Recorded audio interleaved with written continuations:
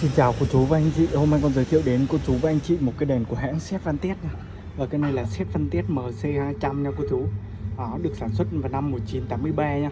Cũng khá là cổ nha mọi người, năm nay cũng được 42 tuổi nha cô chú. Đó, đèn tình trạng ngoại hình còn khá đẹp nha. Mà top là top laminate xì đời nha cô chú.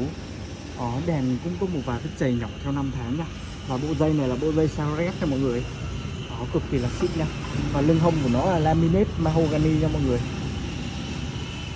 Đó, đèn sông lưng nó thì cũng có một vài vết chảy nhỏ nha, còn lại tổng thể cực kỳ là đẹp luôn nha mọi người. Cái này thì nguyên zin chưa qua sửa chữa gì nha. Đó, cần rất là thẳng nha mọi người. Đó, và bộ khóa nguyên zin nha mọi người. Đó. Và cái này em bán giá cực kỳ là mềm cho cô chú và anh chị chịu tầm nha. Cái này em bán giá 2,5 triệu nha cô chú. Em tặng kèm bao da và em bảo hành 2 năm cho cô chú yên tâm sử dụng nha. Đó, cảm ơn cô chú và anh chị đã lắng nghe. Chúc cô chú và anh chị một ngày cuối tuần thật là vui vẻ.